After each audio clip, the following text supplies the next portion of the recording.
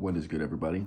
So today I wanted to actually do a mock draft for you all. My first mock draft for this video. It's actually my third mock draft that I've done. The two previous mock drafts were completed before this channel started. So yeah, I don't have anything to like really back me on those, but yeah, only this one. Different background, recording wherever I can in the house, trying not to disturb the peace. Yeah, busy, I'm tired, trying to get content out. More news is coming out this week than I thought it would. So yeah, trying to get everything done for spring break, as well as bring you guys content and breaking news as always. So anyways, let's get into my mock draft. All right, in this mock draft, there's going to be no trades or anything like that. Just going to have go down team by team by team, and who I think they should take. Well, sort of who they should take / will take and why. So yeah, anyways, let's go ahead and jump right into that. So the first pick is my Chicago Bears. Think they'll trade down, but assuming they don't, I think they're going to go ahead and take Jalen Carter, the defensive tackle from Georgia. You know the whole thing by now. I even made a video on it about the whole Jalen Carter car accident, that he was involved with the deaths of his teammate and the staff member. But I don't think it's really going to that's really going to tank his, draft position at all. He got released, I think, the same day he got arrested. So still think the Bears take him. He'll fit Matt Eberflus's defensive system well, and he's going to help out our run defense quite a bit. We need that. And he's also, I think, going to he's not Aaron Donald, but he can get after the quarterback when he has to. So the second pick belongs to the Houston Texans, and I think they use this pick on a quarterback. I think they're going to take Bryce Young from Alabama. Yeah, they need a quarterback. I think that's obvious. Davis Mills doesn't appear to be it. Nobody else on the roster is. Not Kyle Allen, not Jeff Driscoll. Bryce Young, a lot of people have him graded as the top quarterback. He's a bit short, but other than that, he'll give you everything. Decent arm, decent athlete. Size is a concern, especially since he's going to dysfunctional Houston. But Texans need a quarterback. He appears to be the best quarterback available. He also he's not just the best quarterback available in my opinion, but also draft experts' opinion. So yeah, I think that's what the Texans do.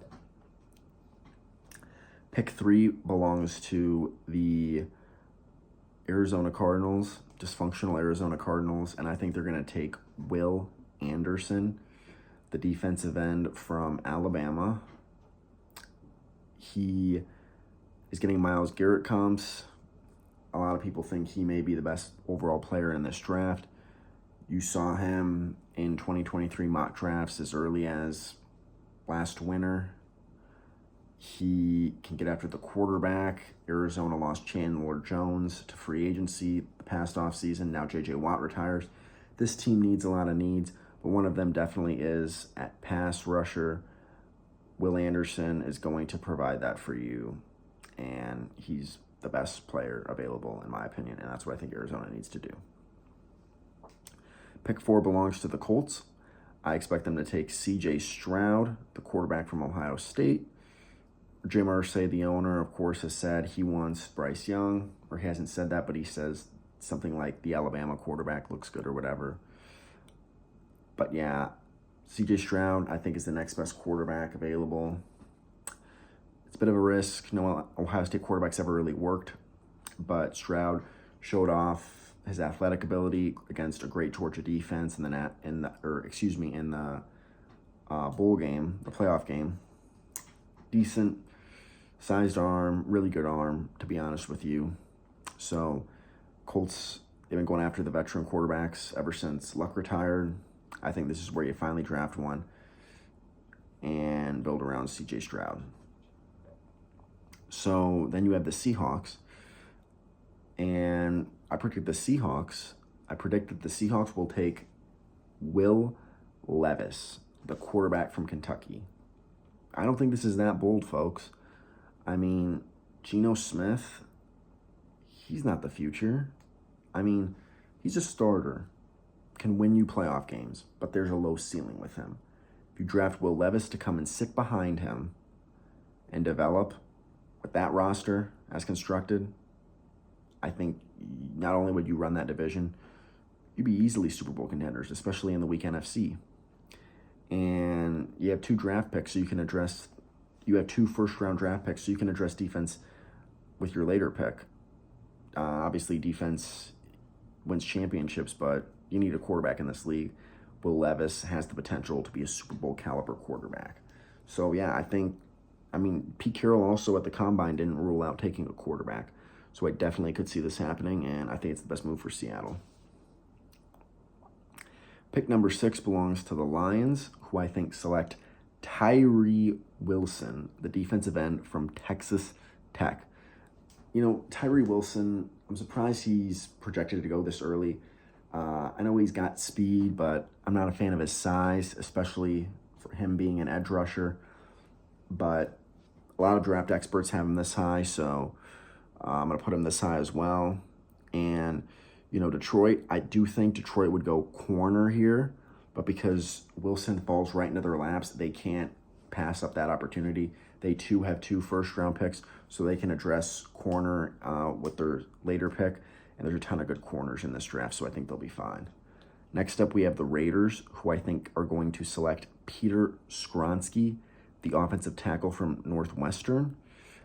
Yeah, Raiders, whoever their quarterback is under center in 2023, you're going to need to protect him. One of the major weak links, actually, for Vegas is their offensive line. Skoronski, I think, is the best offensive lineman in this draft, and I think he'd fill a major need for Vegas. Next up, we have the Falcons, who I actually think are going to take Paris Johnson Jr., the guard from Ohio State. Now, they could totally go defense here, but Arthur Smith, he's an offensive coach. The league's pivoting to offense. Their offensive line is declining a bit, slightly below average now, so I think they need to address that. Paris Johnson Jr., after Peter Skoronski, is the best offensive lineman in this draft. You could even argue he's the best. And yeah, you already have your receiver in Drake London, your tight end in Kyle Pitts, bit of a run game. They appear to have their quarterback, at least who they think will be their quarterback of the future, in Desmond Ridder. So that's what I think they do there. Next up, we have the Panthers, who I think are actually going to select Jordan Addison, the USC wide receiver. A lot of people may, be wondering why. Well, I look at Carolina's roster, and I think they solved the quarterback problem in free agency. I think they're going to get one of the free agent quarterbacks. So then their defense, they're not drafting defense. They have a really good, young, up-and-coming defense. O-line isn't as bad as people might think, although if Skoronski or Johnson Jr. are available here, I could see them taking. But I don't think that in this mock draft, so no offensive linemen. So I think they take a receiver. DJ Moore's the only receiver that you have that's like really good. Addison, best receiver in this draft class. A lot of people believe that. So why not add another weapon for whoever your quarterback is? I think it would be a good move. Next up, we have the reigning AFC champs, the Eagles. Lucky for them, they're picking this high due to some past trades. And I think they're going to take Christian Gonzalez, the corner from Oregon. Gonzalez, a lot of people view him as a number 1 lockdown corner. He's got speed. He can track down receivers. A lot of teams are looking for corners now in a wide receiver-centric league. So, yeah, best corner, they really are just drafting best player available, I feel, the way the roster is currently constructed right now. So, yeah, they just upgraded the secondary a bit. I mean, you have Darius Slay as your 1 corner. I think adding Gonzalez would make them have one of the best corner duos in the league. Easily one of the best secondaries in the league. Because you already have Avonte Maddox, too, that you didn't think about, and C.J. Gardner-Johnson. So, yeah, Then I have the Titans at 11 picking Myles Murphy, the defensive end from Clemson. Now, when I looked at this mock draft, as I was doing it, I thought, well, they need a lot of offensive help. Wide receiver, offensive line, you know, they could even go quarterback here potentially. But I just think Mike Vrabel being a defensive guy, them not really having a star on defense, I just don't see how you could pass up Myles Murphy here. I think Myles Murphy is worth a top 10 pick, but I wouldn't be surprised at all if he fell out of the top 10. And if he does, I expect the Titans to take him. There's no way they can pass on him. Next up, we have the Texans at 12, who I think take Broderick Jones, the offensive tackle from Georgia. Excuse me. So, you know, Texans need help everywhere, literally every unit, every position. So they get their quarterback with Bryce Young at the second pick, and now you have to protect him. So you go out and get Broderick Jones, a left tackle for him. Or you could play right, because I think you still have Laramie Tunsil on the roster, so you would have your two tackles solved and your quarterback of the future. And Bryce Young, with his size, is definitely going to need protection against the AFC South pass rushers. And, you know, looking at this mock draft, Titans got Myles Murphy. If they do get him, Jags got Josh Allen. Deadly. So, yeah, then I have the Jets at 13 taking O'Cyrus Torrence, the offensive tackle from Florida. He may be getting a bit overdrafted here, but I look at the Jets' current needs. They're going to get a quarterback in the free agent market, whether that's a trade or a signing. They have a lot of really young, talented wide receivers, really talented running backs, a young, up-and-coming top 10 defense. But there is a clear need for them outside of quarterback as we sit here right now. And that's the offensive line. Mekhi Becton, who they drafted from Louisville back in, I believe it was 2019.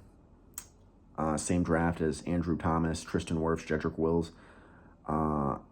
He's been hurt too much, really talented, but hurt too much. Can't play at all. They have Elijah Vera Tucker from USC, the guard. I think they need to go out here and solve the offensive line, get a left tackle for whoever's playing quarterback for them next year. And I think Torrance can definitely do that for them. Next up, we have the Patriots, who I think are actually going to end up taking Jackson Smith-Njigba, the Ohio State wide receiver. Bill Belichick tried to draft a wide receiver in the first round a few years ago, N'Keal Harry. Did not work out. He's no longer with the team. And you look at the Patriots, and one thing that they really need right now is offensive talent. Could they go tight end? Certainly, but they already have Hunter Henry and Jonnu Smith. They need a wide receiver, a dominant number one. And I think Smith-Njigba definitely could fill that need for them. Got a bit of an injury problem, but other than that, he's definitely a number one wide receiver. And I don't think you can pass on him if you're New England. Next up at 15, I have the Packers taking Michael Mayer, the tight end from Notre Dame. Green Bay, they need weapons, but they have the wide receivers set. Christian Watson, Romeo Doubs. And all they really have at tight end is Robert Tonyan and Mercedes Lewis. That's not going to get it done. Mayer, we thought Cole Kmet, the last Notre Dame tight end that came out, he was in the second round. We thought he was good. Michael Mayer is way better than him from a prospect perspective. I think Green Bay needs another weapon. He would fit their system perfectly. It doesn't matter if it's Aaron Rodgers, Jordan Love, somebody else playing quarterback for them. I think that's what you got to do. Then at 16, we have the Commanders, who I think take Devon Witherspoon, the corner from Illinois. So, yeah. Could they draft a quarterback? Certainly, because I'm not sure they're 100% sold on Sam Howell. They could add another offensive weapon if they wanted to. They're definitely not adding anybody on the front four because you already have Chase Young, Montez Sweat, Jonathan Allen, just franchise tag Daron Payne. You're not adding anybody on your front four. But Ron Rivera, still there, a defensive guy. I think he addresses the secondary, which is a need, although it's not a top need in my opinion. And Devon Witherspoon could arguably be the best corner in this draft. So I think that's what they addressed here. He'll be a great corner, but again, not something I would do. But this is what I would do. This is what I think is going to happen. So then at 17, we have the Steelers, and I have them taking Darnell Wright, offensive tackle from Tennessee. Another offensive lineman that's a bit overdrafted here. But again, Pittsburgh, sort of like the Jets, obvious need. You think you have your quarterback of the future. You have a ton of offensive weapons. They always draft wide receivers done. They always draft wide receivers well. Sorry, stuttering a bit, talking really fast. Always, they have a running back right now. Always have a great defense. But their offensive line, without question, has fallen off a cliff the last couple seasons. And I think Darnell Wright would solve that instantly and easily be able to protect Kenny Pickett, and you'd be able to see right away if Kenny Pickett is the guy of the future for your team. Next up at pick 18, we have the Lions, who I think are going to take Kelee Ringo, the Georgia corner. Obviously, I told you they were going to look to draft corner until Tyree Wilson fell into their laps. So they get their pass rusher to pair up with Aiden Hutchinson. Now they get their young corner to pair up with Jeff Okudah. Kelee Ringo, in my opinion, he could easily be the best corner in this draft, but you're not seeing him as the top corner in these mock drafts. You're seeing guys like Christian Gonzalez and Devon Witherspoon. So, yeah, bit of an injury problem, sort of like Smith-Njigba, but I like him. And I think you do really well with the Lions, and Detroit's future would be really bright if they made these moves in the first round. So next up at 19, we have the Buccaneers. I think they actually, I'm going to throw a little bit of a curveball at you, will take Lucas Van Ness, the defensive end from Iowa. So this is a team you could argue needs a quarterback, and, you know, they're going to lose a ton of players, right? But one position of need, I feel, is their defense, which is getting old, expensive. They're moving off guys. You need a pass rusher in this league. We've seen that. Van Ness, he's getting a lot of hype coming out of Iowa. He's jacked. He's got speed. This is a guy who I could see going in the top 20 for sure. I think Tampa's a great opportunity for him. I think Tampa would take him if he was here, or at least strongly consider it. They need a pass rusher, obviously. And then we have the Seahawks picking at 20. Now you address the defense. I think they go after Brian Bresee, the defensive tackle from Clemson. You pair him up with Shelby Harris. I'll tell you what, San Francisco can run the hell out of the football. They're not running it on Seattle if they get Shelby Harris and Brian Bresee. Yeah, I think Bresee also has the potential to get after the quarterback, which Pete Carroll wants. Yeah, I think you draft best defensive end / defensive tackle / linebacker available if you're Seattle here, and Brian Bresee's the best out of all those, in my opinion, that's left at this point. Then at pick 21, we have the Chargers, and I think they take Quentin Johnston, the wide receiver from TCU. Now, this is a team who already has a loaded roster, and they've said they're keeping Keenan Allen and Mike Williams, but for how much longer? They're also both getting hurt a lot. Keenan and Mike are. So why not add Quentin? Quentin can be your number 3, and if Quentin Johnston is Justin Herbert's number 3 receiver, I don't even want to know what that offense is going to look like next year, because it is going to be insanely explosive. And Jesse Palmer as your 4? I think they add another weapon, because they're overpaying a lot of defensive guys right now. I don't think they address the defense. I don't think they address the offensive line, because all these good tackles and stuff are being taken. I think they get Justin Herbert another weapon. And too early to draft Bijan Robinson, especially since you already have Austin Eckler and Sony Michel. So at pick 22, we have the Ravens. I have them taking Zay Flowers, the wide receiver from Boston College. Baltimore, whoever the quarterback is, they need weapons. Rashad Bateman, Demarcus Robinson, Deshaun Jackson, and Devin Duvernay are not going to get it done at wide receiver. I know you have Mark Andrews, but teams double team Andrews, and then you got to rely on your other receivers who are either hurt, small, or more special teams guys, or should be retired, like Deshaun Jackson. So, yeah, I think Zay Flowers, he's a little plug-in gadget guy to your offense, but he's better than what you have now, and I think you need more depth at receiver. You already have a great defense, solid offensive line. Quarterback, I don't think you draft one, even if Lamar leaves. So, yeah, I think that's who they take. Best receiver available, which will be Zay Flowers at this point. Next up, we have the Vikings at 23, who I think take Cam Smith, the corner from South Carolina. You know, I think you're definitely drafting defense here. Patrick Peterson, he's getting older. So why not just draft best corner available, which I think at this point would be Cam Smith. At pick 24, we have the Jaguars, who I think are going to take Joey Porter Jr., the Penn State corner. Yeah, I think this team, they're going to continue to build their offense via free agency. I think they want to continue to build up their defense. They drafted CJ Henderson at corner a couple years ago. He's a bust. He's already off the team. And so I think they want to get a true number one lockdown corner. I think Porter Jr. definitely can live up to that potential for them if they decide to take him here, which they should. And then at pick 25, I actually mentioned this in my Daniel Jones video.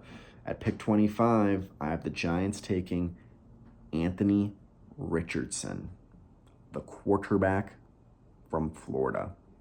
I really do. I think you look at it here. Look, with Anthony Richardson, he's raw. This is a perfect fit. If he falls into their laps, Brian Daboll and the GM, I don't care what they're paying Daniel Jones with the franchise tag. They're taking Anthony Richardson. I mean, Brian Daboll, he's like Andy Reid. I can't believe I'm comparing him to the greatest offensive head coach of all time, but Mahomes was raw coming out of college. He had some highlights and he had some lows. Andy Reid took the lows out, so now you just see highlights from Mahomes. And I'm not comparing Brian Daboll to Andy Reid. I'm not comparing Anthony Richardson to Patrick Mahomes. But I think we saw what Brian Daboll was able to do with Josh Allen, who was a raw talent. Had some highlights, had some lows. Takes the lows out. It's just highlights. Now that Brian Daboll's gone, you're seeing the lows again with Josh Allen, not just the highlights. Daniel Jones, it's just low, low, low, low, low. You bring Brian Daboll in, you still have some lows from time to time, but you see some highlights that you weren't seeing before.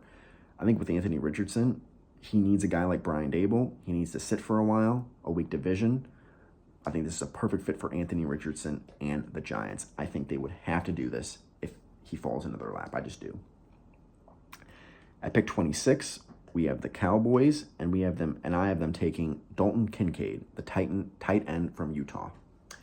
So yeah, they already have a tight end on the roster named Dalton. I think they're going to move off him in free agency, let him go, and bring in another tight end named Dalton, who's younger and who I think has the potential to be arguably the best tight end in this draft, even better than Michael Mayer. But I haven't seen Mayer falling in mock drafts consistently yet, so I'm still putting him above Kincaid. But yeah, Kincaid, he's a beast. He can block. Not a lot of tight ends like to do that in today's NFL, but I think Kincaid can do that. And yeah, tight end may not be their biggest need, but Jerry just wants talent.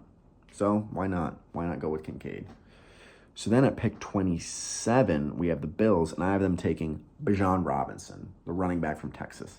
That's the perfect fit for him, for both. I mean, the Bills, they've been needing a running game for so long. They need a running back, and Bijan Robinson will provide that for him. It won't be any more of Josh Allen having to do it or relying on Devin Singletary. Bijan Robinson will come in and make an immediate impact for this Bills offense, and him and Josh Allen run will be deadly. He'll fall right into their lap. I expect him to be here when the Bills are drafting, and perfect fit for the Bills. I really like this move. It'll make their offense it'll take their offense to a whole new level.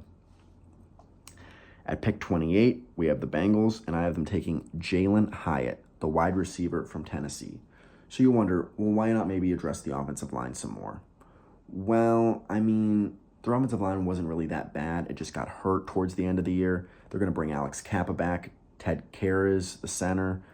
Jonah Williams will come back. Lyle Collins will come back. The right guard will come back. They're bringing everyone back, okay? Their offensive line is fine.